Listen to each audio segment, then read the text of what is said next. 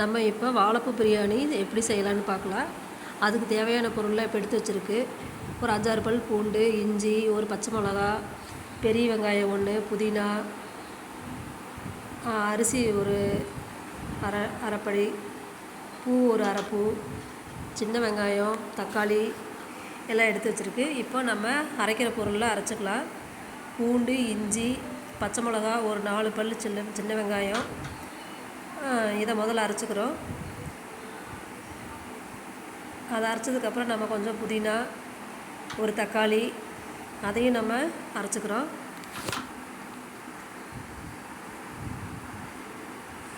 அரைச்சிட்டு வாழைப்பூ நம்ம நல்லா கட் பண்ணி வச்சுருக்குறோம்.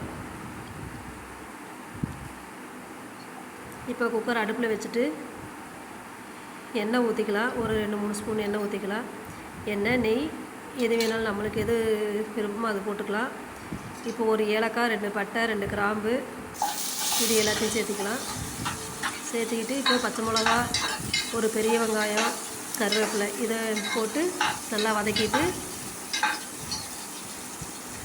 நல்லா ஓரளவுக்கு செவக்க வதக்கணும். வதங்கினதுக்கப்புறம் நம்ம மற்ற பொருட்கள்லாம் சேர்த்துக்கலாம். வாழைப்பூ நம்ம வீட்டில் பொரியலாவோ மற்ற ஏதாவது செஞ்சோம்னா பசங்க பிள்ளைங்களாம் சாப்பிட மாட்டாங்க. நம்ம இந்த மாதிரி பிரியாணியே செஞ்சோம்னா அப்போ ஓரளவுக்கு அதை சாப்பிட்டுக்குவாங்க. வாழைப்பூ உடம்புக்கு நல்லதும் கூட. இப்போ நம்ம அரைச்சி வச்சுருக்கிற இஞ்சி, பூண்டு, பச்சை மிளகா எல்லாத்தையும் வெங்காயத்தில் சேர்த்து வதக்கிக்கலாம்.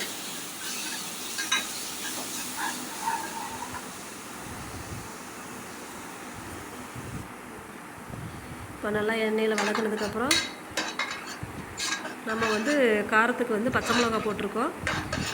ஒரு பச்சை மிளகாவும் சேர்த்துருக்கோம். கொஞ்சம் மிளகா பொடி கொஞ்சம் கலருக்காகவும், இன்னும் கொஞ்சம் கூடுதல் காரத்துக்காகவும் சும்மா ஒரு அரை ஸ்பூன் நம்ம மிளகாத்தூள் சேர்த்துக்கலாம்.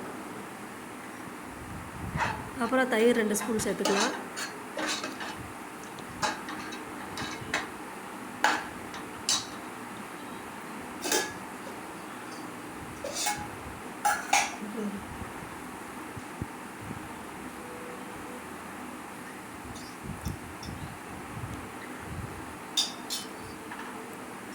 இப்போ நல்லா இதை மிக்ஸ் பண்ணதுக்கப்புறம்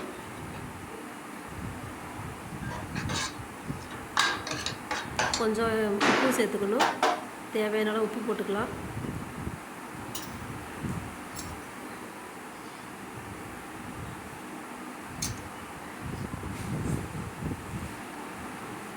உப்பு போட்டுட்டு இதுக்கு நல்லா வதங்கினதுக்கப்புறம் நம்ம வாழைப்பூவும் போட்டு நல்லா வதக்கி தண்ணி ஊற்றி நல்லா கொதிக்க வச்சதுக்கப்புறம் அரிசி போட்டு விசில் விட்டால் வாழைப்பூ சாப்பாடுக்கு ரெடி. நம்ம தொட்டுக்கிறதுக்கு தயிர் பச்சடி இந்த மாதிரி ஏதாவது ஒரு சைட் டிஷ் வச்சு நம்ம சாப்பிட்டுக்கலாம். இப்போ வாழைப்பூ நான் கட் பண்ணி இதில் சேர்த்துருக்குறேன். இந்த மாதிரி செஞ்சோம்னா நம்மளுக்கு அந்த வாழைப்பூவோட துவர்ப்பு, கசப்பு எந்த இதுவுமே இருக்காது. நல்லா டேஸ்ட்டாக இருக்கும்.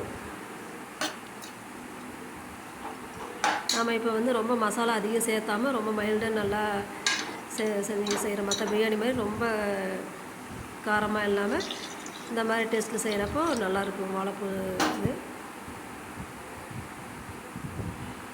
இப்போ நான் அரைப்படி அரிசிக்கு 2 பங்கு தண்ணி ஊற்றிருக்கிறேன். அதே டம்ளரில் 2 டம்ளர் தண்ணி ஊற்றிருக்கிறேன்.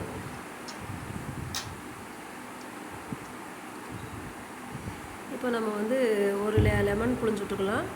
அப்புறம் கொஞ்சம் லைட்டாக கரம் மசாலா சும்மா ஒரு 2 பிஞ்சு. ஏற்கனவே நம்ம பட்டை, கிராம்பு போட்டிருக்குறோம், ஏலக்காய் போட்டிருக்குறோம். இன்னும் கொஞ்சம் கூடுதலாக இன்னும் கொஞ்சம் டேஸ்ட்டுக்காக கரம் மசாலா தூள் மட்டும் கொஞ்சம் சேர்த்துக்கலாம். இப்போ அரிசி கழுவி இருக்கிற அரிசியை இதில் சேர்த்துட்டு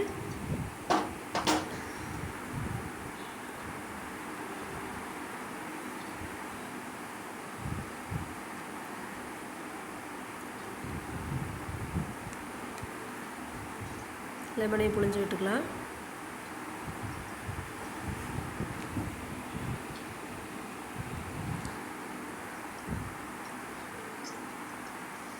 இப்போ நம்ம செய்கிற சமையலெல்லாம் நல்லா நம்ம வீட்டில் நல்லா ஆரோக்கியமாக நம்ம செய்கிற சமையல் தான் நம்ம சேனலில் நம்ம போட்டுட்ருக்குறோம். இது நம்ம ஈஸியாகவும் எளிமையாகவும் இருக்கும், அதே சமயம் ஆரோக்கியமாகவும் இருக்கும். நம்ம வீட்டில் ஈஸியாக செய்கிறதுக்கும்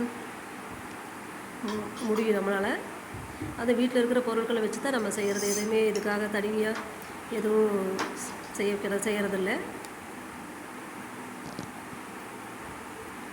இப்போ கரம் மசாலா ஒரு 2 பிஞ்ச் போட்டிருக்குது. போட்டு நம்ம ஒரு 2-3 விசில் விட்டோம்னா நம்மளுக்கு வாழைப்பூ பிரியாணி ரெடி.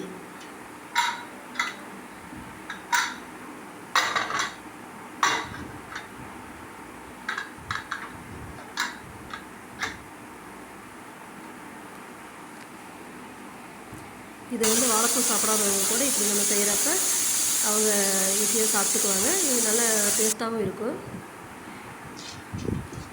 இப்போ நம்ம சாப்பிட்றதுக்கு வாழைப்பூ பிரியாணி ரெடி ஆயிடுச்சு. இனி நம்ம சாப்பிட்லாம்.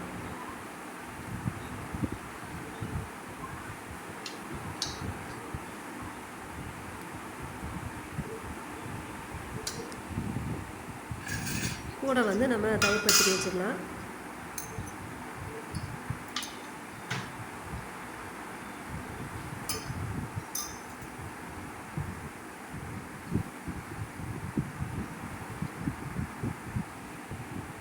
நம்ம வாழைப்பூ பிரியாணி ரெடி.